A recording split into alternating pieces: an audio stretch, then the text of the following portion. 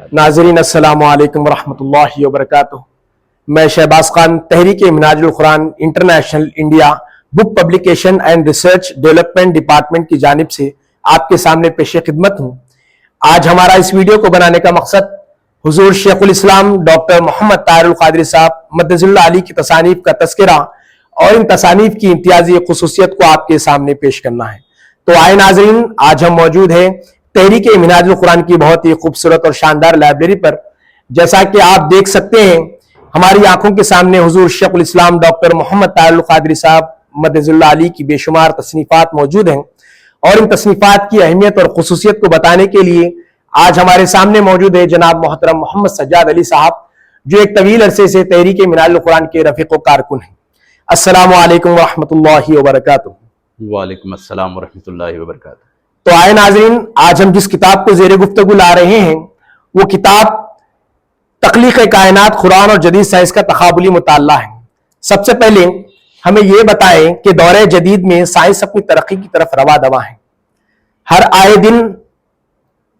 Science अपनी तहकीक में इजाफा करती नजर आती है। ऐसे में हुजूर शेखुल इस्लाम की यह किताब किस अहमियत की हामिल है? बिस्मिल्लाहिर्रहमानिर्रहीम की ये जो किताब है तख्लीक़ कायनात, ये दरअसल एक क़िबला हुज़ूर की एक इंग्लिश किताब जो बहुत अवाइल दौर में आपने लिखी थी, उसका नाम है creation of universe, Quran on creation and expansion of universe, यानी तख्लीक़ और इसका फैलाव, इर्तिक़ा। शेखुल इस्लाम ने इस किताब को लिखने की पहली जो वजह ये है कि ना मज़हब के पॉइंट ऑफ व्यू से साइंस का इनकार किया जाए, ये समझें कि साइंस मज़हब का ही हिस्सा है और साइंस में जितने एडवांसमेंट्स और तरक्कियाँ होते जाएंगी वो किसी ना किसी तरीके से एंड पर कुरान ही के पहलू को वो उजागर करेंगी, यानी उसी को प्रूव करेंगी। सही। और मज़हब भी जो है साइंस को प्रमोट करती है। अच्छा। कि इसमें एडवांसमेंट की तरफ जो है ना इंसान को जाना चाहिए। एक तो ये नुक्ता है। दूसरा, ये जो एवोल्यूशन और क्रिएशन दोनों को जमा किया है, जब मज़हब ये कहता है कि अल्लाह रब्बुल इज़्ज़त ने क्रिएट किया है और दीगर मज़ाहिब भी ये चैलेंज जो है ना करते हैं कि अपनी कुतुब से खालिक़ कायनात ने तमाम यूनिवर्स को क्रिएट किया है, और जबकि साइंस, क्योंकि साइंस अक़ली दलाइल पर यानी बेस करती है, बिल्कुल, तो साइंस हमेशा से ये प्रूव करती आई है कि ये सब कुछ एक एवोल्यूशन का हिस्सा है। बिल्कुल। ये एक बहुत अरसे से ये एक सवाल रहा साइंस के साइंस और मज़हब के माबैन, जिसकी वजह से क्रिश्चियनिटी, कई लोग जो है ना इस मज़हब को छोड़ गए, क्योंकि जब साइंस अक़ली दलाइल देती है एवोल्यूशन की बेसिस पे कि वो सब कुछ सामने है, किस तरीके से हर चीज़ एवोल्यूट होती जा रही है या खुद उसका फैलाव नज़र आ रहा है, और सूरज और चांद सितारे ये तमाम चीज़ों की गर्दिश नज़र आ रही है, और ये ख़ास करके कॉस्मोलॉजी जिसको कहते हैं ये साइंस को, इसके अंदर हर चीज़ प्रूव होती जा रही है कि किस तरीके से सारा का सारा यूनिवर्स, ये तमाम सितारे, सैयारे, प्लैनेट्स, गैलेक्सीज, ये तमाम चीज़ें जो है ना किस तरीके से एवोल्यूट हुए हैं और एक दूसरे से इनका फैलाव होता जा रहा है, ये तमाम चीज़ें प्रूव होती जा रही हैं। तो जब साइंस ये सामने पेश करती है अपने दलाइल, मज़हब उसको अब जो सामने नज़र आ रहा है उसको एक्सेप्ट किए बगैर सिर्फ अगर ये कहे कि नहीं हर चीज़ का क्रिएटर अल्लाह रब्बुल इज़्ज़त है जी, तो ये बात क्लैश हो जाती है। बिल्कुल। तो यहाँ पे ज़रूरी ये होता है कि एवोल्यूशन को भी प्रूव किया जाए कि जो साइंस मानते हैं, साइंसदान जो मानते हैं, जो आंखों को नज़र आ रहा है, जो जिससे अकल कबूल करती है, इसको भी प्रूव किया जाए। फिर अपना पॉइंट ऑफ व्यू जो खालिक़ कायनात है और उसने पूरी कायनात को क्रिएट किया, अपना भी पॉइंट को प्रूव किया जाए। तो ये दोनों का जोड़ होना चाहिए, तब जाके लोगों को बात समझ में आएगी कि ये कायनात क्रिएशन का भी हिस्सा है, ये कायनात एवोल्यूशन का भी हिस्सा है। सुभान अल्लाह। तो ये एक अहम वजह है जिसको शेखुल इस्लाम ने बहुत ही खूबसूरती से इसके अंदर जो है ना प्रूव किया है, और हर पढ़ने वाले के लिए इसमें बहुत ही क्लियर अंदाज में जो है ना ये बात आया हो जाती है कि क्रिएटर भी है और यही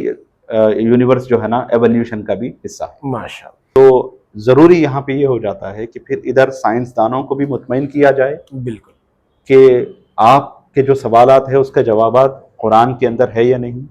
ادھر مذہب کو بھی مطمئن کیا جائے کہ جو سائنس کلیم کر رہے ہیں ایولیوشن کے اعتبار سے وہ بھی قرآن کے اندر ہے یا نہیں. تو یہ دونوں نقطۂ نظر جو نا سامنے آتے ہیں. تو اس کو شیخ الاسلام نے شیخ الاسلام نے یہ بات کو پروو کیا, یعنی مذاہب کا جو پوائنٹ آف ویو ہے اس کو اسٹیبلش کیا کہ ایک خالق کائنات ہے, اور ایٹ دا سیم ٹائم یہ کائنات ایک ایولیوشن کا بھی حصہ ہے, یعنی از خود اس کا ارتقاء ہوتا جا رہا ہے, اس کا بھی حصہ. جیسا کہ ابھی آپ نے بتایا تھا کہ کائنات ارتقائی مراحل طے کر رہی ہے, سائنس ارتقاء کو مانتی ہے اور خدا کے انکاری ہے, مگر حضور شیخ الاسلام نے اس میں ارتقائی مراحل کو بھی بتایا ہے اس کتاب میں, اور خدا کے ہونے کے وجود کو بھی ثابت کیا ہے. تو اس بارے میں اس کتاب میں حضور شیخ الاسلام نے کس طریقے سے دلائل پہ روشنی ڈالی ہے؟ یہ ماشاءاللہ یہ بہت ہی خوبصورت ٹاپک ہے. جو سائنس ہے اس کو کاسمولوجی کہتے ہیں, ایسٹرونومی. یہ ڈیل کرتا ہے کہ جو ہے نا جو کائنات کے جو پلانٹس ہے, جو اسپیس ہے, سیارے ہو گئے, پھر ان کے اندر جو ڈسٹنسز ہے یہ کتنی دور تک ہے, پھر روشنی کی رفتار کیا ہوتی ہے اور روشنی کی رفتار سے کتنی دور تک جا سکتے ہیں, اور کائنات کس حد تک پھیلی ہوئی ہے, کہ ہر بات کو جو ہے ایک عقلی دلیل کے ذریعے, ایکسپریمنٹیشن پروسیس کے ذریعے اس کو پروو کرتے ہیں. بالکل. تو اب یہ تو یعنی عقل کو سمجھ میں آنے والی چیز ہو گئی, آنکھ دیکھ رہی ہے اور اس کے بارے میں ہم پڑھ رہے ہیں, اور ایک سے یہ میتھمیٹکس ہے, فزکس ہے, چاند پر پہنچ چکا ہے. بالکل. یہ فزکس اور میتھمیٹکس جو چیزیں ہیں یہ پورے ایک دوسرے سے جڑی ہوئی ہوتی ہیں. اس کو ایسٹرو فزکس بھی جو ہے نا نام دیا جاتا ہے, کہ ایسٹرونومی کے اوپر جو فزکس ہے وہ کار فرما ہے, اس کے اوپر اسٹڈی کرنا. تو یہ تمام چیزیں ایک دوسرے سے جڑی ہوئی ہیں. جب سائنس یہ کہتی ہے کہ ہر چیز ارتقائی مراحل سے جو ہے نا گزرتے ہوئے ہم یہاں تک پہنچے ہیں, جب یہ ساری حقائق عقلی دلیل سے سمجھ میں آنے لگتی ہے تو پھر یہ پورا ایولیوشن پروسیس کو ہم تسلیم کرنا ہوگا. اب سوال سائنس کی طرف ایک اٹھتا ہے, وہ یہ کہ جب یہ سارا کچھ اپنے آپ طے ہو رہا ہے تو ابتدا کہاں سے شروع ہوئی تھی؟ اس بات پر شیخ الاسلام نے بہت خوبصورتی سے روشنی ڈالی ہے. وہ بات یہ کہ ایڈون ہبل ایک 100 سال پہلے جو ہے نا جو سائنسدان ہوا تھا, اس سے پہلے کا جو زمانہ تھا وہ یہی مانتے تھے کہ جو ہے نا پوری کائنات اسٹیٹک ہے, یہ اس میں کوئی پھیلاؤ نہیں ہے, یہ بالکل جامد ہے, اور اسی وجہ سے یہ ہمیشہ سے ہے. لیکن ایڈون ہبل کا جب ایکسپیریمنٹ سامنے آیا, اس نے جب اپنی تھیوری پیش کی, اس نے کہا کہ جو ہے نا کائنات یہ پھیل رہی ہے, اس کے اندر پھیلاؤ ہے, اور ہر شے ایک دوسرے سے دور جا رہی ہے. جب یہ پھیلاؤ والی جو تھیوری سامنے آئی, ایکسپینشن والی تھیوری سامنے آئی, تب سائنسدان اس پر غور کرنے لگے. تو پھر جب ریسرچ, تھیوریز, ایکسپیریمنٹس پروو کرتے گئے اور یہ تمام چیزیں سامنے آتی گئی کہ جو ہے نا یہ پھیلاؤ حقیقت ہے, اور یہ پھیلاؤ کو اگر ہم ریورس کریں تو اس کا مطلب یہ سکڑتا جا رہا ہے. پیچھے اگر ہم جائیں پیچھے زمانوں میں, تو سکڑتے سکڑتے پھر وہ ایک نقطے کے اوپر جا کے بات پہنچتی ہے کہ بھئی یہ ساری کائنات ایک نقطے کے اندر گم تھی, جس کو آج سائنس بگ بینگ تھیوری کا نام دیتی ہے. یعنی ایک نقطے میں کائنات تھی, اور اس ایک نقطے سے ساری کائنات پھٹی, اور پھر وہ پورا اس کا پھیلاؤ ہوا, اور یہ ہوتا جا رہا ہے, پھر یہ ایک دوسرے سے کنیکٹ ہوتے چلے گئے. تو اب سائنس کا جو عقلی دلائل ہے وہ ایک نقطے سے شروع ہوتا ہے, اور اس کے آگے اب جو چلا آ رہا ہے یہ ایکسپینشن, یہ پورا اس کے سامنے ہے. اب سائنس کے لیے ایک سوال آتا ہے کہ, اور سائنسدانوں کے لیے جو نہیں مانتے کہ جو نا کوئی خالق کائنات ہے, ان کے لیے کہ یہ پھر ایک نقطے کا آغاز کہاں سے ہوا, یہ ایک نقطہ کہاں سے آیا, اس کو پھاڑا کس نے؟ وہ بگ بینگ جو کہتے ہیں وہ ایک بڑی قوت کا طرف جو ہے نا اس کا اشارہ تھا, کہ بہت بڑا بگ بینگ تھا وہ, جس کا اثر یہ ہے کہ ایک اندازہ کہا جاتا ہے کہ یہ 13 بلین لائٹ ایئرس پہلے کائنات وہ بگ بینگ ہوا تھا, اور آج تک اس کا پھیلاؤ جاری ہے. تو وہ اتنی قوت سے وہ بگ بینگ ہوا تھا.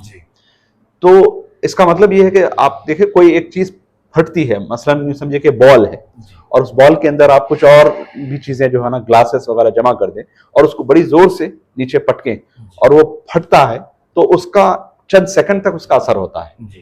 تو اب وہ ڈیپینڈ کرتا ہے کہ کتنی زور سے جو ہے نا آپ اس کو بلاسٹ پھاڑ رہے ہیں بال کو. تو جتنی زور سے کریں گے اتنے 1-2 سیکنڈ اور بڑھ جائے گا. تو جب بگ بینگ کی بات آتی ہے تو سائنس یہ کہتی ہے کہ اتنا بڑا بگ بینگ تھا کہ وہ 13 بلین لائٹ ایئرس ہو چکے، آج بھی اس کا پھیلاؤ جاری ہے۔ سبحان تو اب سوال سائنس کی طرف یہ پیدا ہوتا ہے کہ پھر وہ ایک نقطہ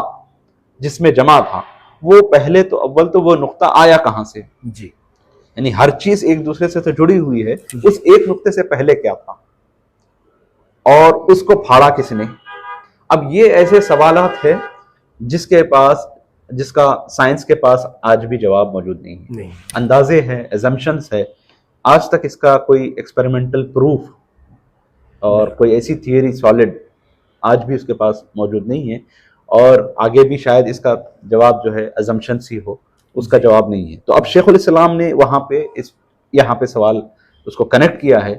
کہ آپ کا جو ایولیوشن ہے، جی اگر ایسا ہوتا کہ قرآن صرف تخلیق کی بات کرتا اور ایولیوشن کی بات نہیں کرتا جی تو ہم مان سکتے تھے کہ بھئی ایولیوشن تو نظر آ رہا ہے، جی اور پھر بھی قرآن کے اندر ایولیوشن نہیں ہے، تو خالق کا جو دعویٰ ہے وہ شاید صحیح نہیں ہے۔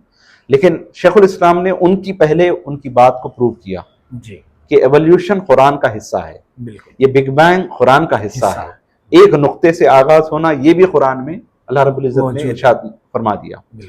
یہ تمام چیزیں بتا کر اب قرآن پلٹ کر سوال قرآن کے اینگل سے شیخ الاسلام نے اسٹیبلش کیا کہ بھئی ٹھیک ہے، جب یہ سارا کچھ ایولیوشن سارا کچھ قرآن میں ثابت کر چکے ہیں، قرآن سے ثابت کر چکے ہیں، تو اب وہ ایک نقطے کا جو آغاز ہے جی اس کا جس کا سائنس کے پاس جس کا جواب آج تک بھی نہیں ہے، وہ دیکھتے ہیں کہ اگر قرآن اس کے بارے میں بھی کوئی بات کرتا ہے یا نہیں کرتا۔ اگر قرآن بھی اس نقطے کو کبھی ڈسکس کرتا ہے، اس پر بھی روشنی ڈالتا ہے، تو یہاں پہ ماننا ہمارے لیے ضروری ہو جاتا ہے کہ قرآن تخلیق کا بھی کلیم، قرآن کا تخلیق کا بھی کلیم ہے، اور ساتھ ہی ساتھ پھیلاؤ ایکسپینشن کا بھی کلیم۔ یہ سورہ فاطر کی آیت ہے جس میں اللہ رب العزت فرماتے ہیں الحمدللہ فاطر السماوات والارض، کہ وہ جو نقطہ ہے وہ فاطر جو لفظ آیا ہے، اور اس سورت کا نام بھی فاطر، سورہ فاطر کرے ہیں کہ فاطر کہتے ہیں نہ ہونے سے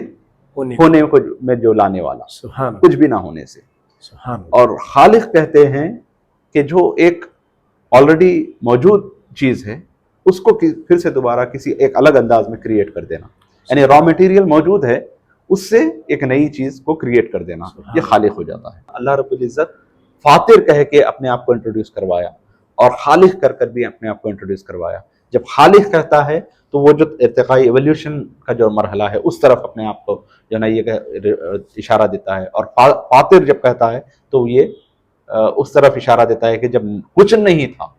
کچھ بھی نہیں تھا، تو اس کچھ نہ ہونے سے اللہ رب العزت نے اس کائنات کو وجود میں لے کر آیا۔ تو یہ دونوں چیزوں کو اس کے اندر شامل کر دیا۔ دوسرا نقطہ پھر وَالسَّمَاءَ بَنَيْنَاهَا بِأَيْدٍ وَإِنَّا لَمُوسِعُونَ، اور ہم نے آسمان کائنات کے سماوی طبقات کو طاقت و توانائی سے بنایا، سبحان، جس کا آج سائنس تلاش کر رہی کہ کون سی فورس تھی جس کی فورس سے وہ 13 بلین ایئرز پہلے، لائٹ ایئرز پہلے دھماکہ ہوا، اور جس کا اثر آج تک جاری ہے۔ تو وہ فورس کچھ غیر معمولی فورس ہونا چاہیے۔ تو اب یہ اس کا جواب اگر سائنس قرآن اگر دے رہا ہے کہ طاقت کا استعمال کر رہا ہے، کہ ہم نے بڑی طاقت کے ساتھ اس کو پھوڑا، تو جس کا اشارہ یہاں پہ مل رہا ہے، تو یہ بات دونوں طرف اس کو شیخ الاسلام نے اس کو ثابت کیا۔ میں چاہوں گا کہ آپ اس کتاب میں لیے گئے موضوعات پر ایک سرسری نظر ڈالیں تاکہ ہمارے ناظرین کو اس کتاب کی اہمیت اور افادیت کا اندازہ ہو جائے۔ اس کا جو پہلا حصہ ہے،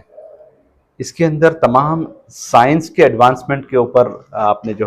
ڈسکس کیا ہے، جی، مثلاً origin and expansion of universe,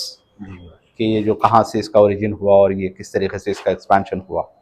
اور پھر اس کے پورے سائنٹیفک ٹرمینالوجیز کو باقاعدہ استعمال کیا ہے جو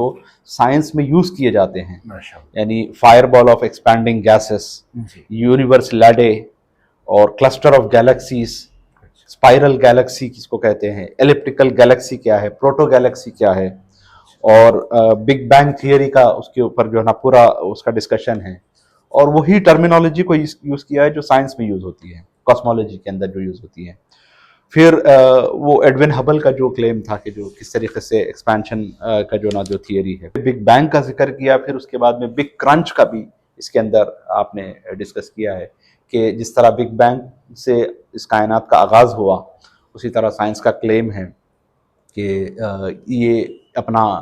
ایکسپینشن کا طے کرتے ہوئے ایک ایسے نقطۂ کمال پر جا کر پہنچے گی کہ پھر اس کے بعد میں پھر وہ بگ کرنچ کا آغاز ہو جائے گا، یعنی سکڑنے کا آغاز ہو جائے گا، یا پھر سے وہ ایک نقطے کے اندر گم ہو جائے گی کائنات۔ تو اس کا تحقیقی